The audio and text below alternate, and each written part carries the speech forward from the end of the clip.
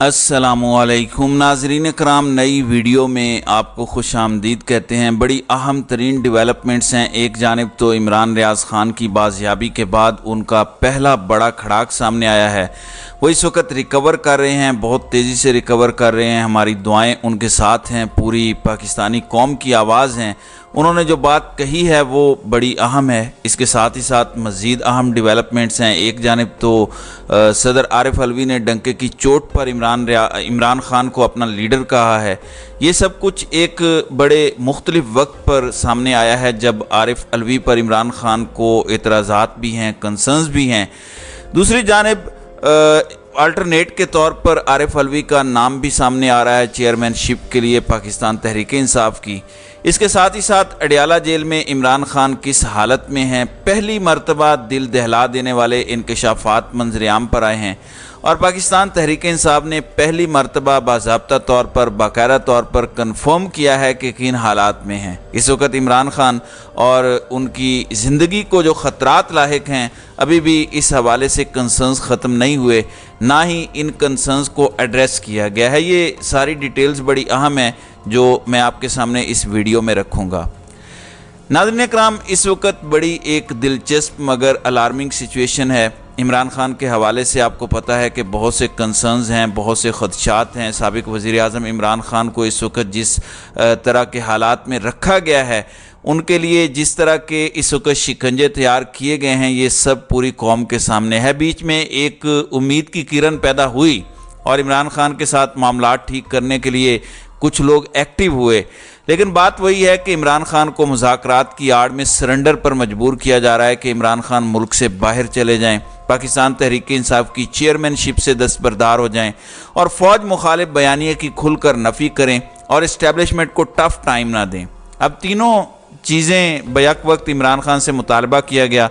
इमरान ख़ान ने chairmanship PTI की hand over करने पर भी एब्सोल्युटली नॉट कहा, मुल्क से बाहर जाने पर भी एब्सोल्युटली नॉट कहा, और जो फ़ौज मुखालिफ बयानिया या इस्टेब्लिशमेंट मुखालिफ बयानिया है, उसमें इमरान ख़ान ने मशरूत रज़ामंदी ज़ाहिर की कि ठीक है, हमारे लोगों को छोड़ा जाए। खान साहब का एक मुतालबा था। खान साहब का ये मुतालबा नहीं था कि मुझे इक़्तिदार में लाओ। खान साहब का ये मुतालबा भी नहीं था कि मेरे केसेस ख़त्म कर दो। खान साहब का ये मुतालबा है कि हमें अदालतों के रहम करम पर ही छोड़ दें, लेकिन कम अज़ कम लीगल प्रोसेस को हमें फेस करने दें सीधे तरीके से। ये ठीक नहीं है जो पीछे से सिस्टम इस लीगल प्रोसेस पर असरअंदाज हो रहा है। ये नुक्ता समझने वाला है। अब एक जानिब तो नून लीग भी बहुत ज़्यादा ताकतवरों को टफ टाइम दे रही है। वही बात है कि रस्सी जल जाती है लेकिन बल नहीं जाता।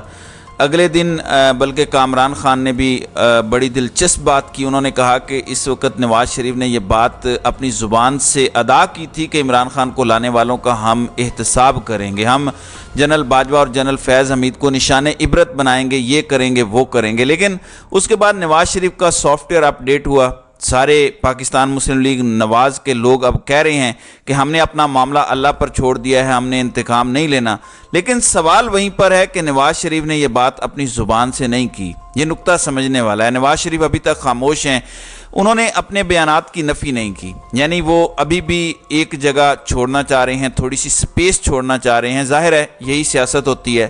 मैं मोहसिन रांझा को सुन रहा था समा पर कि फैज़ाबाद धरने के पीछे जनरल रिटायर्ड फैज़ हमीद का नाम था। फ़ौज को चाहिए कि वो अपना एहतसाब खुद करे, यानी पाकिस्तान की फ़ौज से इस वक्त ये मुतालबे किए जा रहे हैं।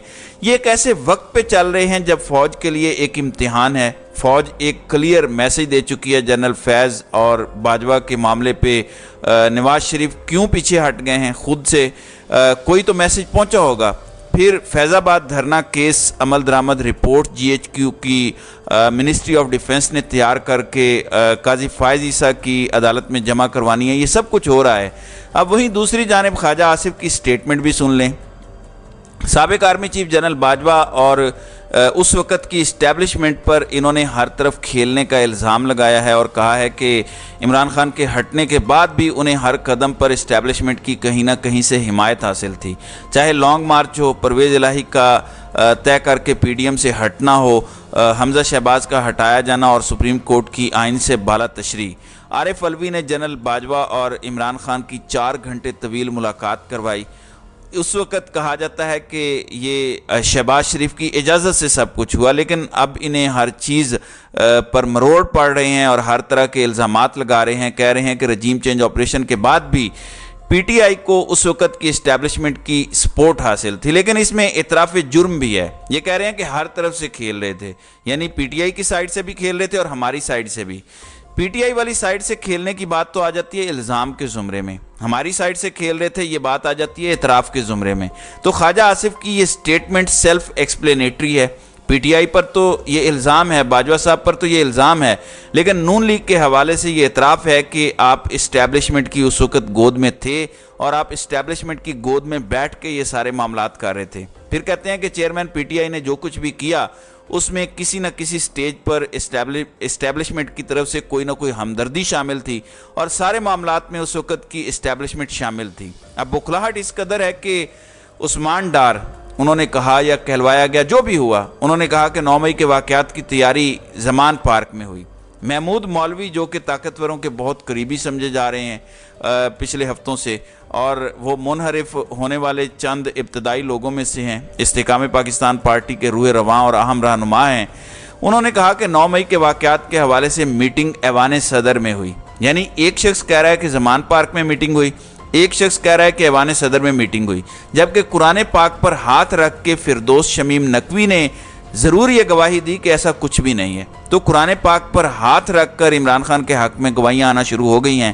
پھر دیکھیں ڈان نیوز نے صداقت عباسی والے معاملے میں کیا کیا۔ عارف علوی نے ایک اس طرح سے جو ہے وہ ڈیٹ دی جو دونوں طرف سے کھیلنے والی بات تھی۔ ریزن ہے کہ عمران خان کی ہمشیرہ علیمہ خان نے عمران خان کا پیغام قوم کے سامنے رکھا کہ وہ عارف علوی کے کردار سے کوئی زیادہ مطمئن نہیں ہے۔ پھر اس کے ساتھ یہ بھی خبر آئی کہ طاقتوروں نے یہ پیغام بھیجا ہے کہ خان صاحب کچھ عرصے کے لیے سیاست سے پیچھے ہٹ جائیں، پی ٹی آئی کے لوگوں کے کیس بھی معاف ہو جائیں گے، کارکن بھی چھوٹ جائیں گے، انہیں بھی بچائیں، ان کا احساس کریں۔ عمران خان اور پی ٹی آئی کو الیکشن لڑنے کی اجازت بھی دے دی جائے گی، اس میں P T I clean sweep بھی پھر کر سکتی ہے۔ عمران خان اپنی رضامندی سے عارف علوی کو چیئرمین پی ٹی آئی بنا دیں۔ یہ سارے آپشنز بھی خان صاحب کے سامنے رکھے گئے، اس کا جواب کیا ہوگا وہ بھی آپ سب کو پتہ ہے۔ ایبسلیوٹلی ناٹ کہنے کی عادت عمران خان کی بھی نہیں گئی اور سننے کی عادت جو ہے وہ اسٹیبلشمنٹ کی بھی نہیں گئی۔ جب وہ ہر طرح کی آفرز کرتے ہیں، عارف علوی نے عمران خان کو کل ان کی سالگرہ پر مبارکباد دی۔ یہ ایک بڑی حوصلہ افزا سٹیٹمنٹ ہے پاکستان کی ریاست کے سربراہ کی طرف سے کہ عمران خان سے بڑا محب وطن نہیں دیکھا، وہ میرا لیڈر ہے، وہ مالی طور پر ایماندار ہے۔ یعنی عمران خان کو اس وقت ملک مخالف، ریاست مخالف، فوج مخالف، ملک کا باغی، بغاوت پر اکسانے والا، ہر طرح کی چیز ڈکلیئر کی جا رہی ہے اور پاکستان کی فوج کے خلاف بغاوت کا ماسٹر مائنڈ بھی عمران خان کو قرار دیا جا رہا ہے۔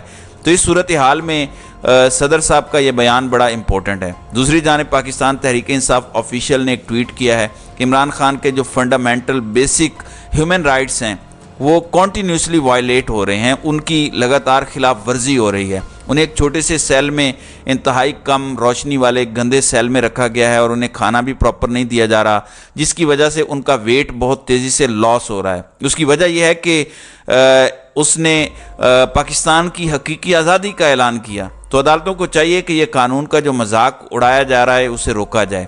نعیم حیدر پنجوتھا نے بھی ایک مرتبہ پھر یہ الارم بجایا اور انہوں نے کہا کہ عمران خان کی جان کے حوالے سے خطرات شدید ہیں۔ پہلے وزیر آباد حملہ ہوا، پھر جوڈیشل کمپلیکس، ہیلی کاپٹر خراب ہوا، پھر سلمان رشدی وکیل کا پروپیگنڈا کر کے مذہبی آڑ لی گئی۔ محفوظ کھانا جو کہ ہمارے ڈاکٹر چیک کریں جس سیل میں رکھا گیا ہے، نماز، واک اور نقل و حرکت کی گنجائش نہیں۔ اس حوالے سے ہماری درخواست پر سماعت اسلام آباد ہائی کورٹ میں ہوئی، جیل حکام اور وزارت داخلہ کو نوٹسز جاری اور رپورٹ طلب ہوئی۔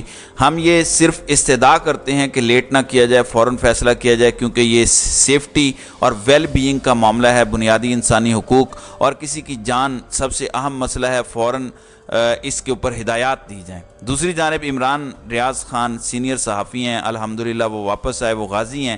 میں تو کہتا ہوں کہ عرش شریف شہید تو عمران ریاض خان غازی ہیں۔ جس حالت تک انہیں پہنچایا گیا وہ بہت زیادہ پینفل بھی ہے۔ अब इमरान रियाज खान रिकवर भी हो रहे हैं और उन्होंने कहा कि वो रिकवर होकर ठीक होकर बहुत जल्द वापस आएंगे। अभी वो मंजर आम पर नहीं आना चाहते, उन्हें हमदर्दियाँ नहीं चाहिए, उन्हें सिंपथीज़ नहीं चाहिए। वो एक जंग लड़ रहे हैं आज़ादी की, अपने मुल्क की 25 करोड़ आवाम की। उन्होंने एक बयान दिया है कि मैं किसी के खिलाफ झूठी गवाही देकर नहीं आया बल्कि सुरखरू होकर आया हूँ। ज़ाहिर है बेईमाना किस्म का तशद्दुद, टॉर्चर, हर तरह की चीज़ें सब के ऊपर ही की जाती हैं। कुछ लोग टूट कर इंटरव्यूज़ और बयानात रिकॉर्ड करवा देते हैं, लेकिन कुछ लोग ऐसे भी हैं जो 140 दिन तक बर्दाश्त करके भी नहीं टूटते और डटे रहते हैं, और वो बताते हैं कि वो टक्कर के लोग हैं। वही बात है कि कुछ सर ऐसे होते हैं, वो कटे हुए तो मिल सकते हैं, झुके हुए नहीं मिल सकते। तो हाकिम वक्त का ख्वाब ही रह जाता है कुछ सरों को झुकाना, कुछ सर झुकने के लिए बने ही नहीं होते। तो नाज़रीन इकराम, आपकी इस वीडियो के हवाले से क्या राय है? आप अपनी राय का इजहार कमेंट सेक्शन में ज़रूर कीजिएगा।